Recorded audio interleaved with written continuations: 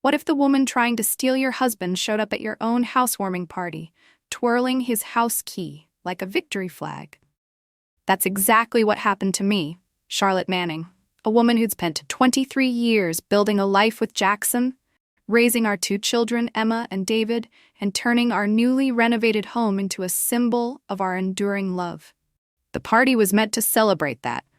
A gathering of friends, neighbors, and family in our cozy suburban living room, with laughter echoing off the fresh paint and the scent of appetizers wafting from the kitchen.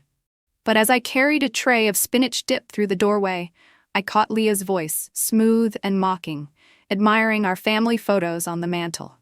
Her presence hit like a cold gust, freezing me in place, because I knew this wasn't just any guest.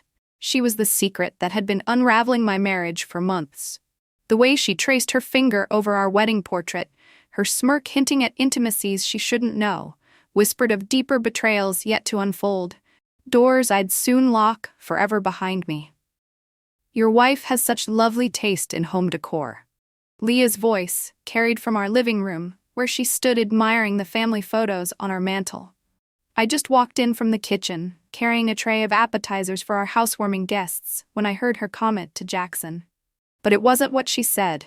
It was how she said it, with that knowing smirk like she was discussing someone else's life. Someone whose husband she'd been sleeping with for months. I froze in the doorway, watching her trace her finger along the edge of our wedding portrait. The same portrait where Jackson and I looked so happy, so completely in love. Now she stood there, bold as brass, commenting on my taste while planning to steal my husband. The tray trembled slightly in my hands, but I managed to keep my composure. Jackson laughed, that easy, comfortable laugh he used to save just for me. Charlotte has always had an eye for making things beautiful, he said, his voice warm with what sounded like genuine affection. If I hadn't known better, I might have thought he was being sweet, but I did know better. I'd heard him whispering those same sweet words to her just 3 days ago. It had been Tuesday afternoon when I'd come home early from my book club meeting. Margaret had canceled at the last minute something about her granddaughter's school play. I decided to surprise Jackson with his favorite lasagna, maybe open a bottle of wine and spend a quiet evening together. We hadn't done that in months, and I thought it might help bridge whatever gap had grown between us. The house had been too quiet when I walked in. Jackson's car was in the driveway, but he wasn't in his usual spots, not in his office reviewing client files, not in the garage tinkering with his motorcycle. I'd climbed the stairs, calling his name softly, thinking maybe he was taking a nap. That's when I'd heard his voice coming from our bedroom, low and intimate. You know, I can't just leave her. Leah, the kids, the house, it's complicated. My hand had gripped the banister so tightly I thought the wood might crack.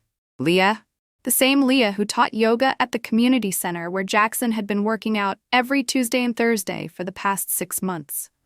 The same Leah who'd complimented my dress at the church fundraiser last spring. All smiles and warmth. When has love ever been simple, darling? Her voice had been soft, seductive. Besides, you said yourself she doesn't really see you anymore. When's the last time she looked at you the way I do? I'd pressed myself against the hallway wall, my heart pounding so loud I was sure they'd hear it. 23 years of marriage, and this was how I found out my husband had checked out, through a doorway, listening to him discuss our private life with his mistress. Charlotte's a good woman, Jackson had said, but his tone was distant, like he was talking about a neighbor he was fond of. She takes care of everything. The kids, the house, even my mother when she was sick. But we've become more like roommates than lovers. The cruel irony wasn't lost on me. I'd been working so hard to be the perfect wife, the perfect mother, keeping everything running smoothly so Jackson could focus on building his law practice. I'd sacrificed my own dreams, put my art degree on hold indefinitely, all to support his ambitions, and somehow my dedication had become boring to him. Now back at the party, watching Leah move through my living room like she belonged there, I remembered every word of that conversation. The way Jackson had described missing excitement, craving someone who made him feel young again, the promises he'd made about finding a way to be with her without destroying his reputation or losing access to his children. This is quite the gathering, Leah continued, gesturing around the room filled with our friends and neighbors. You must be so proud of what you've built together. The emphasis on together made my stomach clench. She was mocking me right there in front of everyone, and only I understood the game she was playing. Jackson beamed at her attention, introducing her to the Hendersons from down the street as his friend from the gym. Friend. The word tasted bitter in my mind. I moved through the room mechanically playing the perfect hostess. I offered drinks, made small talk about the house renovations, complimented Mrs. Chin on her beautiful scarf, all while watching Leah work her way closer to my husband, her hand lingering on his arm when she laughed, her eyes finding him across the room with intimate familiarity. The worst part wasn't even her boldness. It was Jackson's obvious pleasure in it. He was practically glowing with satisfaction, like a man who'd finally found what he'd been searching for. Every smile she gave him, every casual touch fed something in him that I apparently no longer could. Charlotte, dear, this spinach dip is absolutely divine. Mrs. Patterson's voice snapped me back to the present. You simply must give me the recipe. Of course. I managed my voice steady despite the chaos in my chest. It's my grandmother's. She always said the secret was fresh nutmeg. But my attention drifted back to Jackson and Leah. They'd moved toward the windows overlooking our backyard, where Jackson was probably telling her about his plans for the garden. The same plans he discussed with me just last week, asking my opinion on where to plant the rose bushes. Now he was sharing those dreams with her, as if she'd be the one helping him tend them. I watched him gesture toward the corner where we'd planned to put a swing set for when our daughter Emma brought her future children to visit. Jackson's eyes sparkled as he talked, more animated than I'd seen him in months. Leah nodded eagerly, her hand resting possessively on his forearm. That's when I noticed it, the key. She was holding my husband's house key, the spare from his keychain, twirling it between her fingers like a trophy. The key to the home I'd spent months renovating, the sanctuary I'd created for our family. She had access to everything that was mine. Something cold and sharp settled in my chest. Not grief. I'd already mourned this marriage during those sleepless nights when Jackson came home smelling like her perfume. Not anger either. This was something much more dangerous. This was clarity. As the party buzzed around me, I excused myself quietly, slipping into the kitchen to steady my breath. The laughter from the living room felt distant now, like echoes from a life that was slipping away. But in that moment, I knew I wouldn't let it go without a fight. Not for Jackson, but for the woman I'd become, the one who'd built this home with her own hands and heart. Little did they know, their smirks and whispers were lighting a fire that would consume their illusions, leaving me to rise from the ashes stronger than before. I stood there in the kitchen, the cool tile under my feet grounding me as the party's murmur filtered through the door like distant thunder. My clarity sharpened everything, the gleam of the granite countertops I'd chosen last summer, the faint scent of lemon cleaner from my morning scrub, the weight of my phone in my purse calling to me like a lifeline. But before I could act, my mind pulled me back deeper into that Tuesday afternoon, the memory unfolding with painful precision, as if reliving it would steel me for what came next. I'd pushed the door open just a crack after hearing their voices, my breath caught in my throat, the hallway shadows hiding me as I peered in. Jackson was sitting on the edge of our bed, his shirt unbuttoned, Leah lounging against the headboard with that casual grace she wielded like a weapon, her yoga-toned legs crossed, a strand of her dark hair falling over one eye. You deserve to feel alive again, Jackson, she'd murmured, reaching out to trace his collarbone with her fingertip, a gesture so intimate it twisted something deep inside me. I've seen how she looks at you, like a habit, not a passion. Remember that weekend in the city? You told me how free you felt, no schedules, no expectations. We could have that every day. Jackson had sighed, running a hand through his hair, his wedding band catching the light from the bedside lamp we'd bought on our anniversary trip to Paris. It's not that simple, Leah. Charlotte's been my rock. But rocks don't spark fires, do they? Her laugh was low, seductive, pulling him closer as she leaned in. You've built this empire at your firm because she handled the home front, but now it's time to claim your own happiness. Think about it. Waking up to someone who challenges you, who makes your heart race like it did when we were younger. I'd bitten my lip to stifle a sob, tasting blood, as Jackson nodded slowly. You're right. The excitement's gone from our life. She plans every detail, but it's all so predictable. With you, it's different, spontaneous, real. They'd kissed then, slow and lingering, right there on the sheets I'd washed that morning, and I'd backed away silently, my world fracturing with each step down the stairs. How had I missed the signs? The late nights at the office, the new cologne, the way he'd started going to yoga classes claiming it was for stress relief. Leah, with her flowing scarves and Zen quotes on social media, had slithered into our life under the guise of friendship, but now I saw her for what she was. A thief stealing pieces of my husband while I played the oblivious wife. Back in the kitchen, the memory fueled my resolve, turning grief into a focused rage that steadied my hands. I couldn't let them rewrite our story, not when I'd poured my soul into this family. My art degree gathering dust in the attic, the gallery shows I'd dreamed of sacrificed for PTA meetings and client dinners. All for him. No more. I pulled my phone from my purse and opened my contact list. James Morrison, the divorce attorney who'd handled my sister's case last year. I'd programmed his number months ago during one of those dark 3 a.m. moments when I'd suspected but hadn't yet confirmed Jackson's infidelity. My finger hovered over his name for just a moment before I pressed call. James, it's Charlotte Manning. I think it's time we had that conversation. Mrs. Manning, I'm glad you called. James Morrison's voice was steady and reassuring through the phone. Can you meet me Monday morning 9? I'll be there. I ended the call and slipped the phone back into my purse. My heart racing, but my resolve stronger than ever. The party sound swelled again as a guest pushed through the door for more ice, oblivious to the storm brewing inside me. I plastered on a smile, refilling the appetizer tray with mechanical efficiency, but inside, plans were forming. Jackson thought he could have it all. The stable home, the thrilling affair, the respected career. Leah believed she was the upgrade, the one who'd make him whole. But they'd forgotten who held the real power. The woman who'd documented every quiet sacrifice, who knew the family's secrets better than anyone. As the evening wore on, I watched them from afar. Leah's laughter tinkling like broken glass, Jackson's glances toward her filled with that forbidden spark. But now, with James's words echoing in my mind, their display only hardened my intent. I'd play the gracious hostess a little longer, let them bask in their delusion. Come morning, when Jackson slipped out for his client meeting, I'd begin unraveling their web. The next day promised not just routine, but retribution. Quiet, calculated, and utterly devastating. For the first time since that fateful Tuesday, I felt a glimmer of control, a sense that the shattered pieces of my heart could be forged into something unbreakable.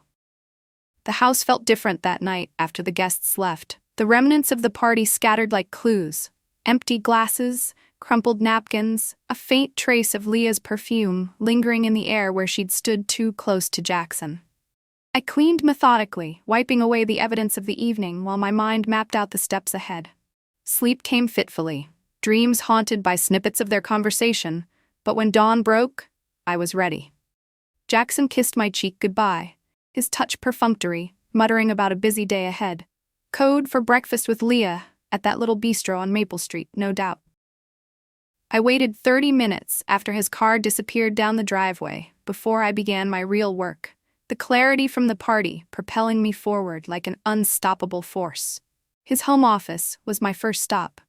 Jackson had always been meticulous about his legal files, but apparently less careful about hiding his personal secrets.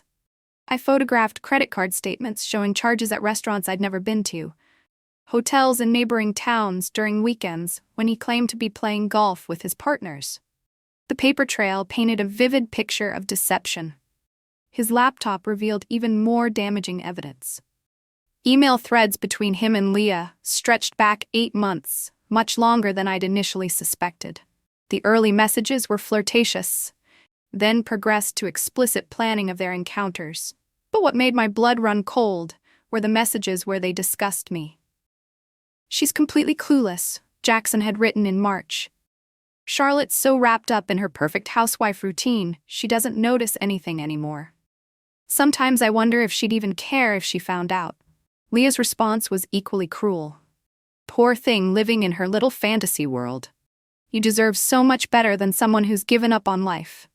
I screenshot every conversation, saved every photo they'd shared, documented every lie Jackson had told me while planning his escapes with her. My hands shook as I worked, not from fear, but from fury at how casually they dismissed me, reduced me to nothing more than an obstacle to their happiness. As I delved deeper, the betrayal unfolded like layers of an onion, each one stinging more than the last. I found receipts tucked in his desk drawer for gifts I'd never received: lingerie, jewelry, weekend getaways disguised as business expenses. One email even detailed a spa day they'd shared, laughing about how I'd believe his story of a client lunch. The audacity burned, but it also fueled me, turning my pain into purpose. I backed up everything to a secure cloud folder, labeling files with dates and descriptions, building a fortress of facts that no charm or excuse could breach. Tuesday afternoon, I followed Jackson to what he told me was a deposition meeting. Instead, he met Leah at Riverside Park, the same place where he'd proposed to me 24 years ago. The irony was lost on him, but not on me. I parked across the street with a telephoto lens I bought the day before, capturing photos of them holding hands on our bench, kissing under our tree. The photography session yielded more than just evidence. It gave me clarity about Jackson's character. He wasn't just cheating.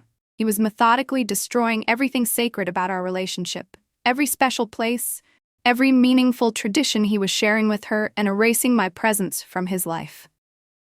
Hiding in my car, the engine off to avoid notice, I watched through the lens as they picnicked on the grass, her head on his shoulder, his fingers entwined in hers. It was a scene straight from our early dates, now repurposed for her, and the violation hit like a fresh wound.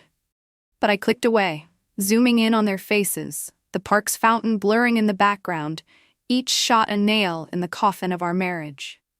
By the time they left, arm in arm, I had dozens of images, timestamps proving his lies, locations tying back to alibis he'd fed me over dinner. Wednesday brought an unexpected gift. While Jackson was supposedly in court, our neighbor, Mrs. Henderson, called me over for coffee. "Charlotte, dear, I hope you don't mind me asking, but is everything all right between you and Jackson?" My pulse quickened. "Why do you ask?" "Well, I've seen that young woman leaving your house several times when you weren't home. She has her own key, drives a blue sedan. I just assumed she was family, but then I realized I'd never met her at any of your gatherings." Eleanor Henderson was 73, sharp as a tack, and had lived next door for 15 years. Her testimony would be invaluable. I thanked her for her concern and gently encouraged her to write down the dates and times she'd observed this family member visiting. Over tea in her sunlit kitchen, surrounded by her collection of antique teacups, Eleanor detailed sightings I'd never suspected. Midday visits lasting hours, Leah carrying bags that suggested more than casual stops. She even recalled overhearing laughter from our backyard one afternoon when I was at Emma's school event. I jotted notes furiously, her words painting a timeline that aligned perfectly with Jackson's overtime excuses. That evening, I installed a discreet recording app on my phone and placed it strategically during Jackson's next call with Leah. Their conversation was a masterclass in arrogance and planning. Jackson discussed his exit strategy, how he planned to gradually distance himself from family obligations, reduce his financial contributions to household expenses, and eventually move in with Leah.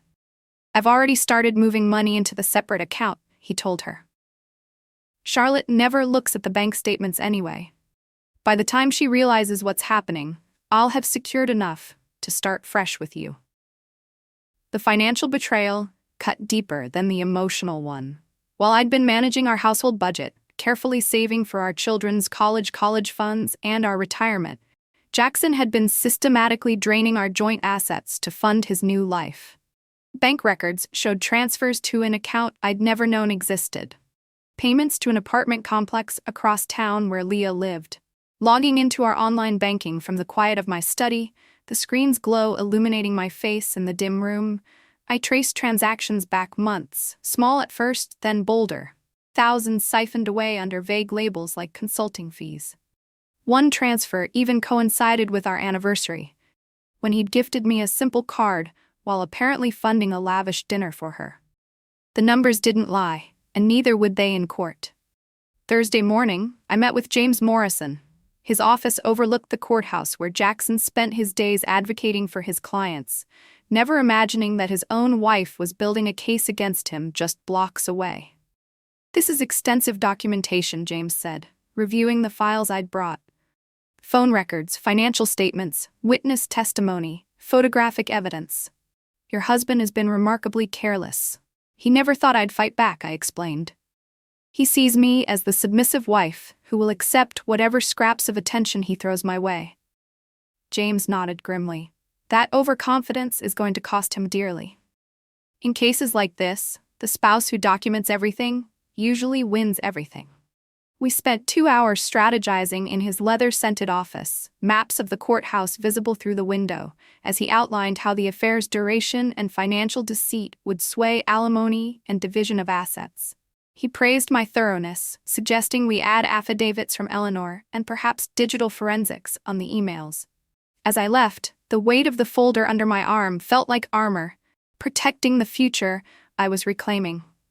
Friday evening, Jackson came home late again, his shirt wrinkled and his cologne mixed with Leah's perfume. He kissed my cheek absently and mumbled something about grabbing a quick shower before dinner. As he headed upstairs, his phone buzzed with a text message. I glanced at the screen. "Tonight was incredible, my love. I can't wait until we don't have to sneak around anymore." For the first time in weeks, I smiled genuinely. Jackson's confidence in his perfect plan was about to become his complete undoing. The evidence was compiled, the legal strategy was set, and the custody petition was ready to file. He thought he was playing chess while I played checkers. What he didn't realize was that I'd already won the game. He just hadn't seen the final move yet. Soon, very soon, Jackson would discover that underestimating the woman who'd stood beside him for 23 years was the most expensive mistake he'd ever made. The documentation phase was complete. Now it was time for the confrontation he'd never see coming. 2 weeks later, I decided it was time. Jackson had grown bolder, staying out later, barely bothering to create believable excuses. He'd even started taking phone calls from Leah in front of me, stepping just outside the kitchen with a casual work call explanation that fooled no one. Our son David was visiting from college for the weekend, and Emma had driven down from her apartment downtown. Family dinner had always been sacred in our house, but Jackson's phone buzzed incessantly throughout the meal. When he finally answered it with a whispered, "Not now, I'll call you back." Our children exchanged worried glances. "Dad, is everything okay at the firm?" Emma asked, her voice gentle but probing. Jackson's smile was tight. "Just the usual client emergencies, sweetheart. Nothing for you to worry about." But David wasn't buying it. At 22, he'd inherited his father's sharp instincts and his mother's protective nature. "Mom, you've been really quiet lately. Are you feeling all right?" I met my son's concerned gaze and felt my resolve crystallize. These beautiful, intelligent young adults deserved to know the truth about their father before he destroyed their respect for marriage, for commitment, for the values I'd tried so hard to instill in them. "Actually, there's something your father and I need to discuss with both of you," I said calmly, setting down my fork. Jackson's head snapped up, his face draining of color. "Charlotte, maybe we should." "No, Jackson. They're adults. They deserve honesty."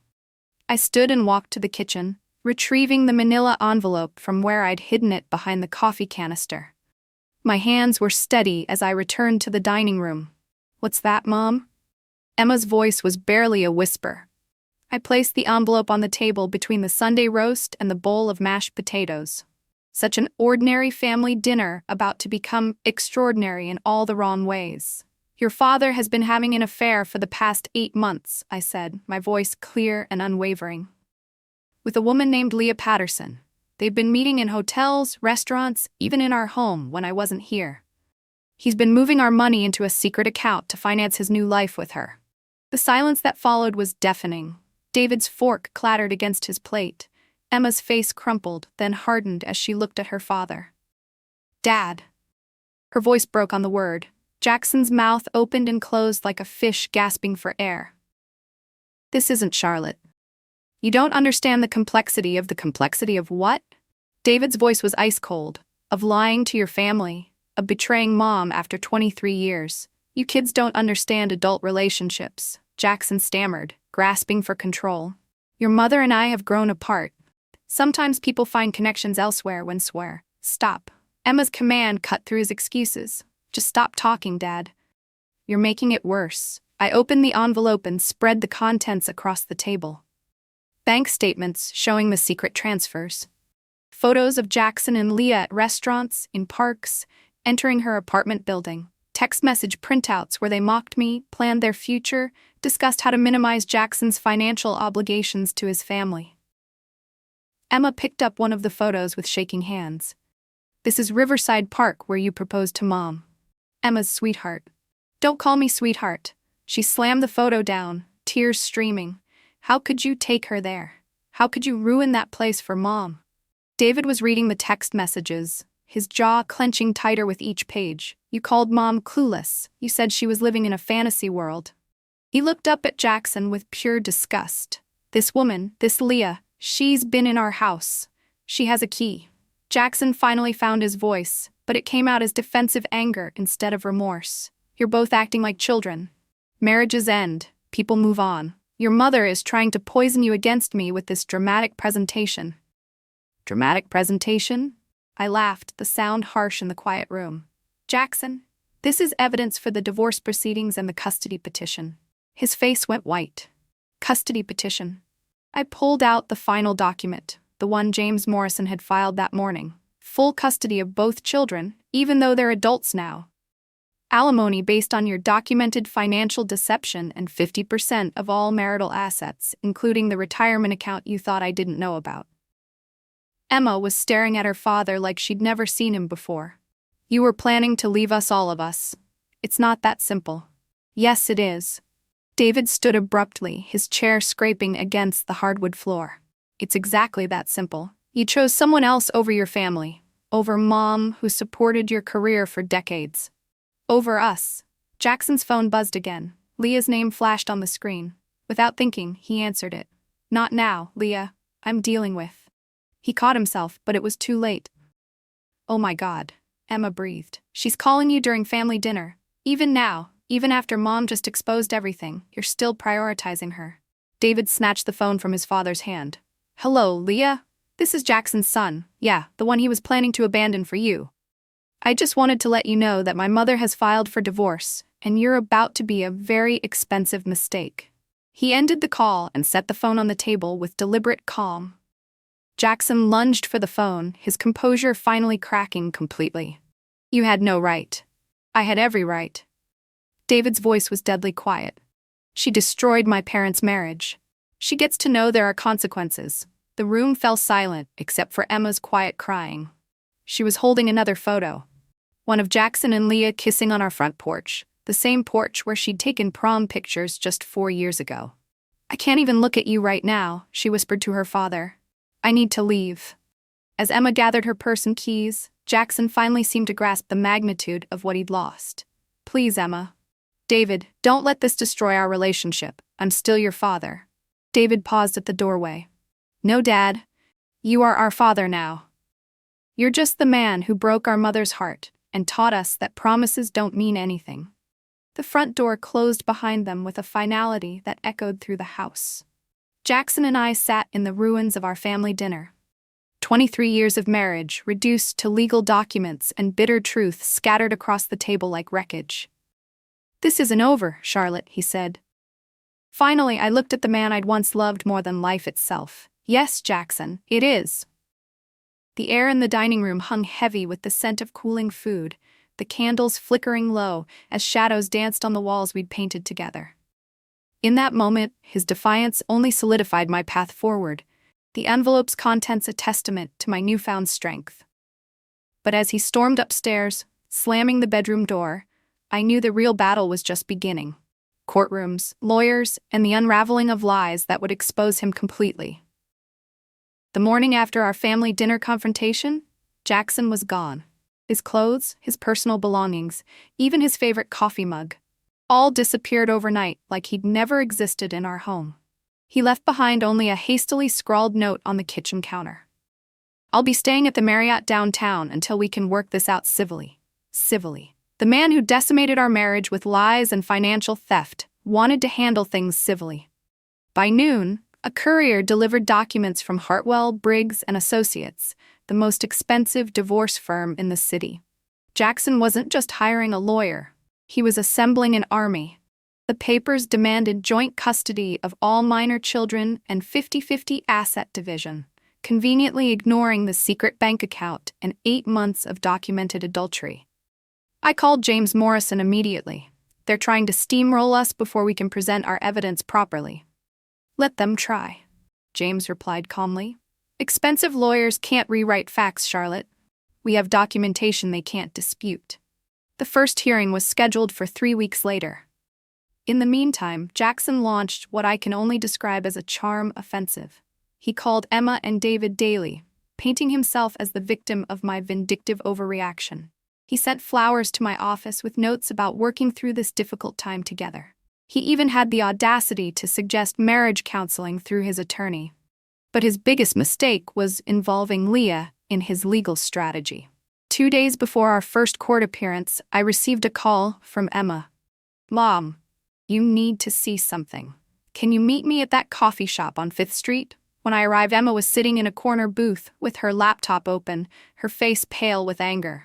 "Dad's been posting on social media," she said, turning the screen toward me. Jackson's Facebook page, which had been dormant for months, suddenly featured a series of carefully curated posts. Photos of him and Leah at upscale restaurants, hiking trails, cultural events, all time-stamped from the past week. But what made my blood boil were the captions. "Starting fresh with someone who truly appreciates life's adventures. Sometimes you have to choose happiness over settling.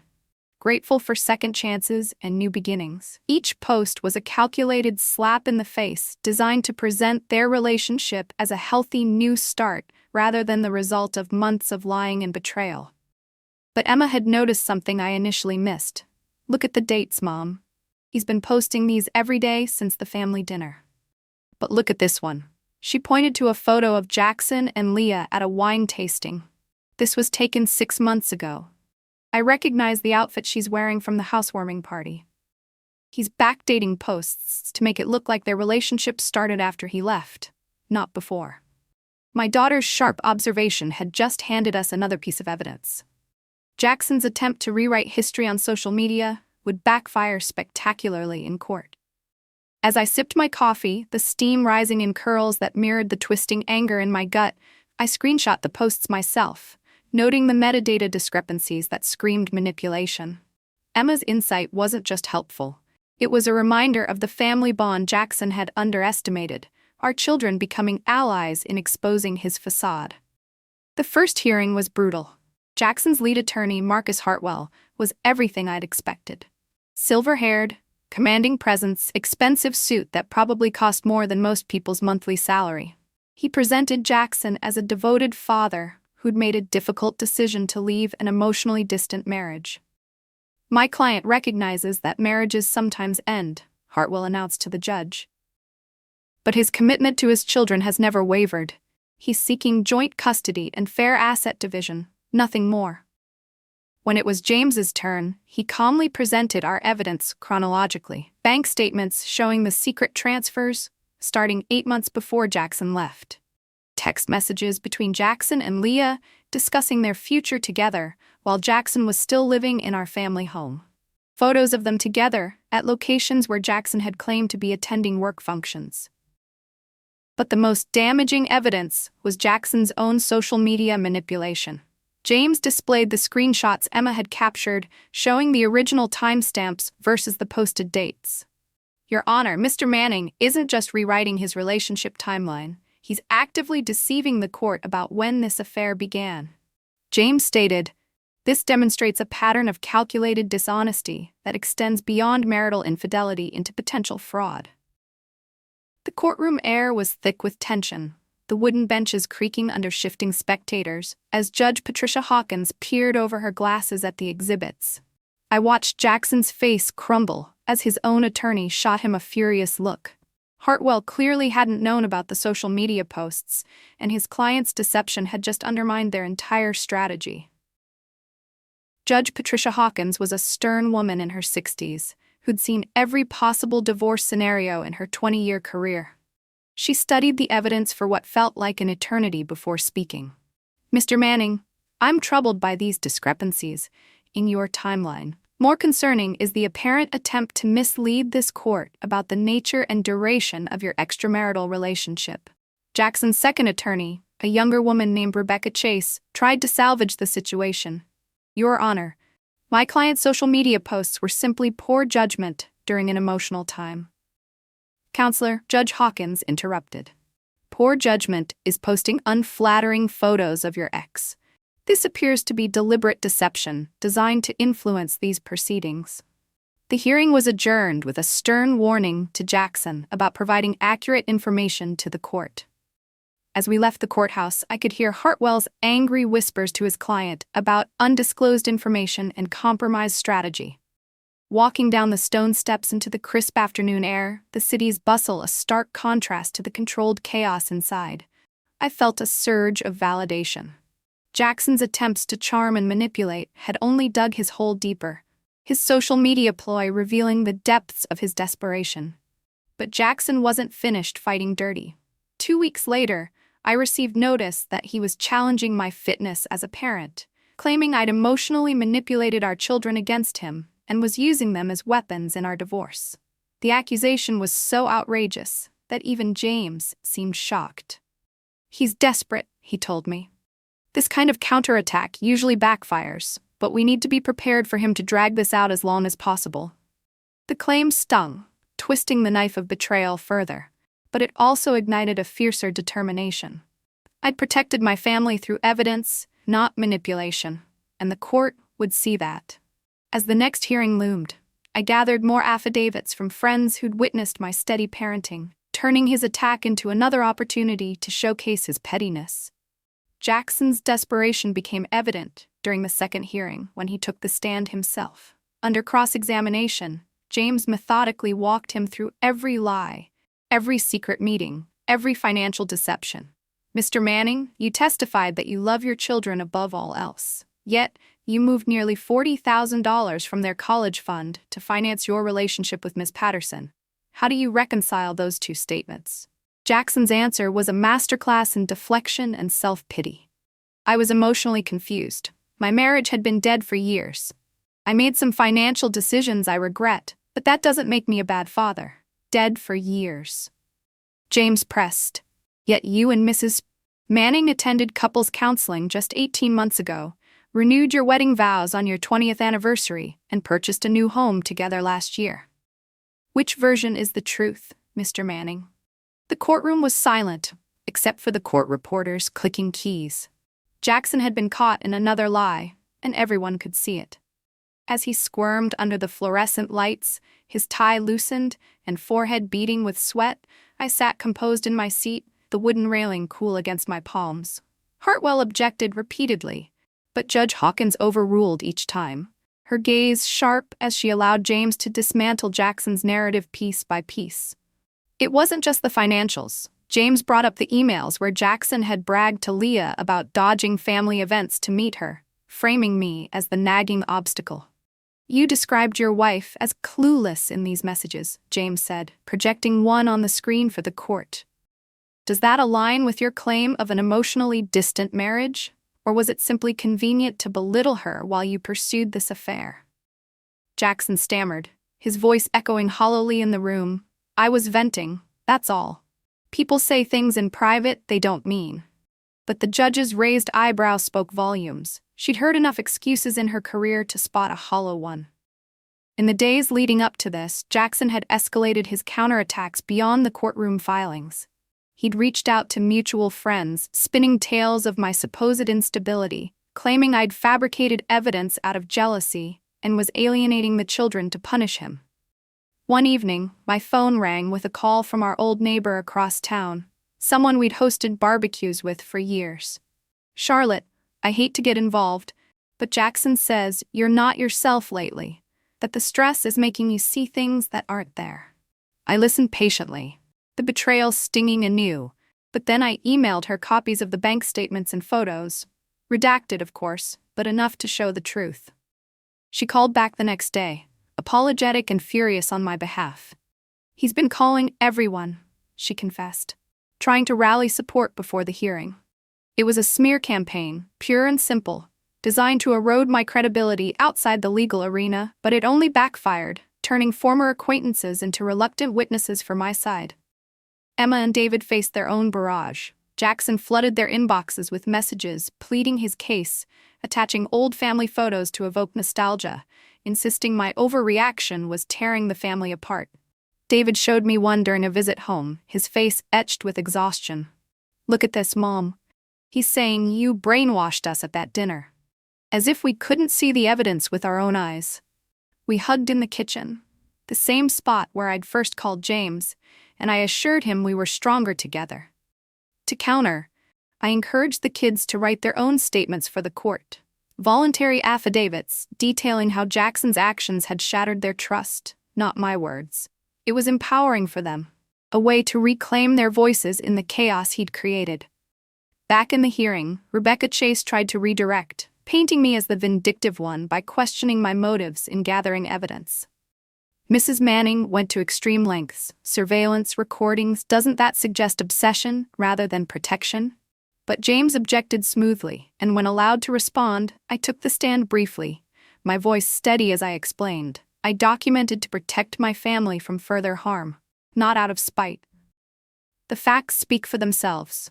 The judge nodded, and the momentum shifted palpably, the air in the room thickening with anticipation of the next witness. The final blow came from an unexpected source. Mrs. Henderson, our elderly neighbor, took the stand as a character witness. Her testimony about Jackson's secret visits from Leah was damaging enough, but then she added a detail that stunned everyone. The young woman wasn't just visiting. Mrs. Henderson said in her clear, precise voice, she was moving things in, clothes, furniture, personal items. It appeared she was preparing to live there permanently, even while Mrs. Manning was still in residence. Jackson had been planning to move Leah into our family home while I was still living there. The audacity of it left even his own attorneys speechless. Eleanor adjusted her glasses, her hands folded neatly in her lap, as she recounted specific dates. Mornings when I'd been at volunteer shifts, afternoons during my errands, Leah hauling boxes from her car, Jackson helping under the cover of drawn curtains. I'd seen the curtains myself, wondering why they were closed on sunny days, but now it clicked into place like a puzzle I'd been too trusting to solve. Gasps rippled through the gallery, and Hartwell's face reddened as he whispered urgently to Jackson, who stared at the floor, his earlier defiance evaporated. This wasn't just infidelity. It was a premeditated invasion of our shared space, a blatant disregard for boundaries that shocked even the seasoned judge. As Eleanor stepped down, thanking the bailiff with a polite nod, I felt a wave of gratitude for her unyielding honesty. She'd become more than a neighbor. She was a guardian of truth in this mess. The hearing wrapped with closing arguments, James emphasizing the pattern of deceit that extended to every facet of Jackson's life, while Hartwell scrambled to downplay the new revelations as misunderstandings. But the damage was done. The stage set for the ruling that would redefine our futures. As we adjourned, the clack of heels on marble floors echoing my steady heartbeat, I knew Jackson's counterattacks had only highlighted his flaws, turning the tide irreversibly in my favor. When Judge Hawkins delivered her ruling 2 days later, Jackson sat beside his legal team looking like a broken man. Full custody to me, the house, the cars, and 70% of all marital assets. Jackson would pay substantial alimony and child support, even though our children were adults. Mr. Manning, the judge concluded, your pattern of deception, financial fraud, and disregard for your family's welfare has convinced this court that granting you shared custody would not serve anyone's best interests. As I walked out of that courthouse, James beside me carrying boxes of evidence that had secured my victory, I felt something I hadn't experienced in months. Complete peace. Jackson had gambled everything on his ability to charm and manipulate his way through the legal system. He'd lost it all. The ruling echoed in my mind as I drove home, the sun filtering through the trees lining our quiet street, casting patterns on the dashboard that felt like fragments of a new beginning. In the weeks between hearings, Jackson's facade had cracked further. His calls to Emma and David turning from persuasive to pleading, voicemails filled with sobs about missing family holidays we'd never celebrate together again. I'd listened to one David played for me, Jackson's voice breaking as he begged for a second chance, but it rang false against the backdrop of his courtroom lies. The judge's words weren't just a verdict. They were validation of every sleepless night I'd spent compiling proof, every tear I'd hidden from the kids. Our home, once tainted by Leah's intrusions, now felt like mine alone, a sanctuary reclaimed through sheer will. 3 months after the final court ruling, I was organizing Jackson's remaining belongings from the garage when Emma called with news that would have been shocking if I hadn't already witnessed Jackson's complete collapse. "Mom, you'll never believe what David found out from his friend Marcus at the law school," Emma said, her voice carrying a mix of vindication and pity. Jackson got fired from his firm. I set down the box of his old law books and stepped into the afternoon sunlight. Fired. Apparently, the senior partners held an emergency meeting last week. Marcus's dad works there. He said they couldn't risk having Jackson's name associated with the firm anymore. Too many high-profile clients were asking questions about his moral character. After the divorce proceedings became public record, the irony wasn't lost on me. Jackson had always prided himself on his reputation, his standing in the legal community. Now, that very community had rejected him as a liability. Sorting through dusty shelves, the garage's musty air heavy with forgotten projects, I uncovered more relics of our shared life. Tools from his motorcycle tinkering, framed certificates from his early career wins. Each item stirred a faint echo of the man I'd married, ambitious and driven, but now overshadowed by the betrayer he'd become. Emma's update wasn't surprising. Whispers had already reached me through mutual contacts, clients pulling cases, colleagues distancing themselves. His firing was the professional equivalent of the court's ruling, a total repudiation of his choices. But the real surprise came 2 days later, when Mrs. Henderson knocked on my door with her afternoon tea and a piece of gossip that even she seemed reluctant to share. "Charlotte, dear, I hope you don't mind my mentioning this, but I thought you should know that young woman, Leah. She came by yesterday looking for Jackson." I invited Eleanor in, curious to spite myself. What did she want? Eleanor settled into my kitchen chair with a sigh. Well, she looked terrible, to be honest. Hair unwashed, dark circles under her eyes. She was practically begging to know where Jackson had moved. Said she'd been trying to reach him for weeks, but his phone was disconnected. Over steaming cups of chamomile, the kitchen window framing the garden Jackson had once tended, Eleanor described Leah's disheveled state in vivid detail. Trembling hands clutching a worn purse, eyes darting as if expecting judgment from every shadow. It was a far cry from the poised yoga instructor who'd strutted through my housewarming, and part of me wondered if this was the real Leah, stripped of her illusions. The mental image of Leah, once so confident and polished, reduced to showing up at my doorstep, desperate for information about Jackson, was almost pitiable. Almost. What did you tell her? The truth that I had no idea where he'd gone. But Charlotte, the poor thing looked like she hadn't eaten in days. I offered her a glass of water and she just broke down crying right there on my porch. Eleanor's compassionate nature meant she felt sorry for everyone, even homewreckers. But her next words revealed just how far Leah had fallen. She kept saying something about losing her job, about how everyone at the yoga studio blamed her for what happened.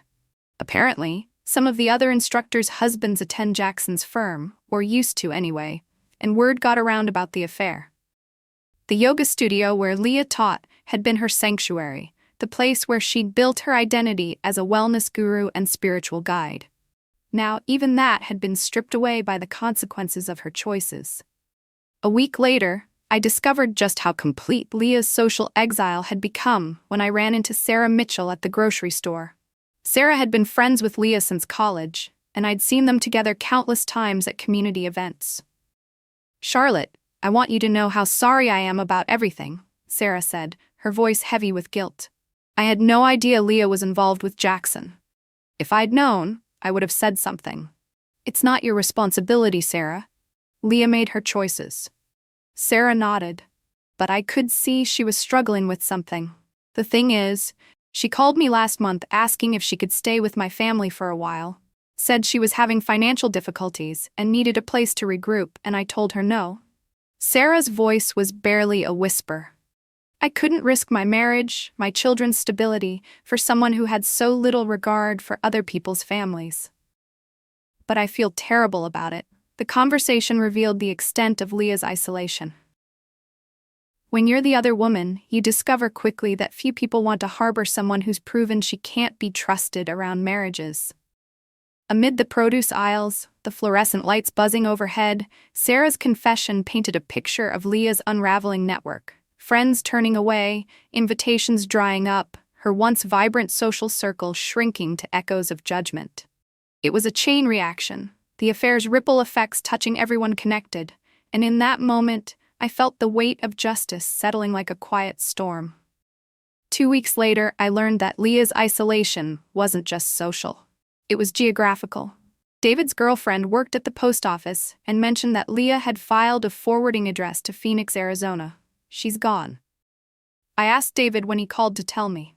Packed up and left town last weekend. Apparently her landlord said she broke her lease early, lost her deposit.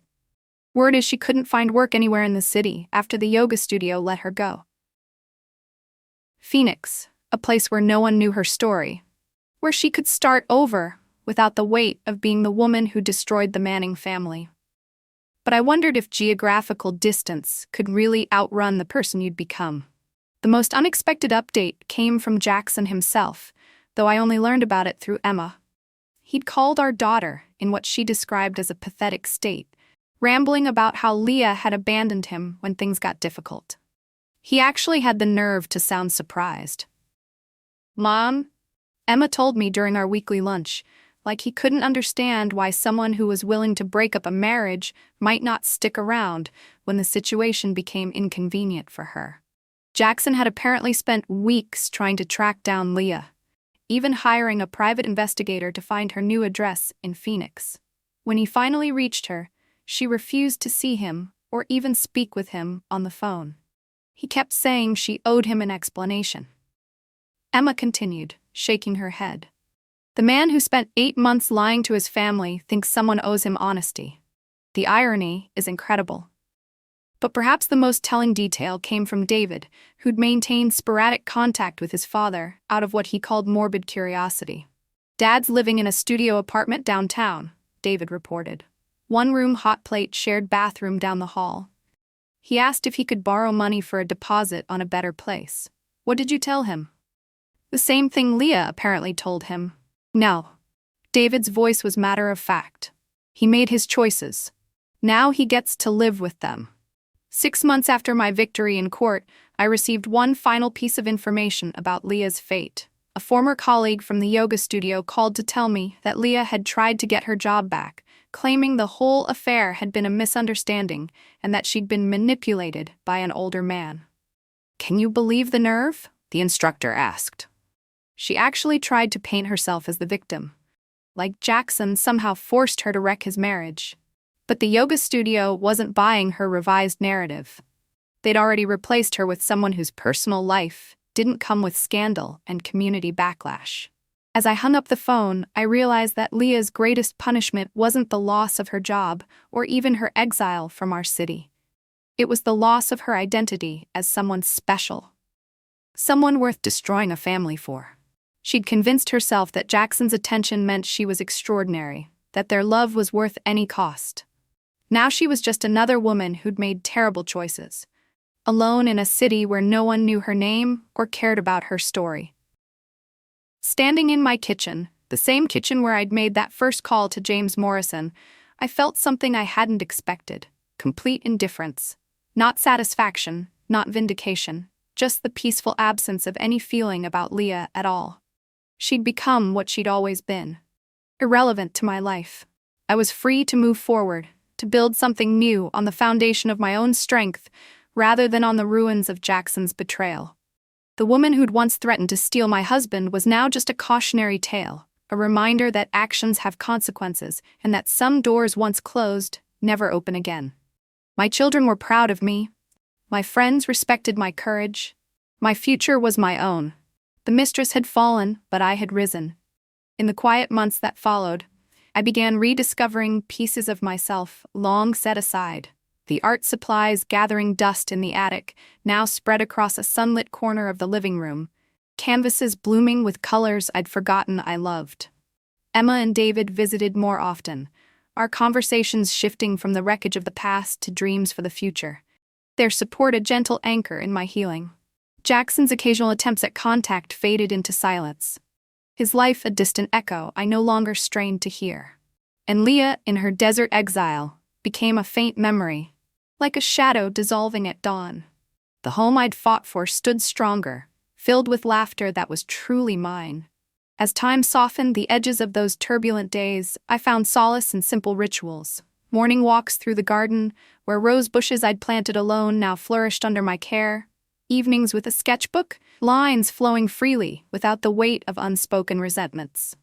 The clarity that had sparked my fight evolved into a deeper wisdom, teaching me that true empowerment wasn't in the victory over others, but in the quiet reclaiming of one's own narrative. My children thrived in their independence, their bonds with me deepened by shared resilience, while Jackson's world contracted into lessons he could no longer ignore. Leah's path, whatever it held in that far-off city, served as a whisper of caution. Betrayal's echoes fade, but integrity endures. And so, as seasons turned and wounds healed into scars of strength, I embraced the peace of moving forward. The storms had passed, leaving clearer skies and a heart attuned to its own rhythm. In the end, it wasn't about the fall of those who wronged me, but the rise of the woman I'd always been, waiting to bloom. Some stories close with thunderous justice. Mine ends in the gentle hush of renewal. A soft promise that life reclaimed whispers of endless possibilities.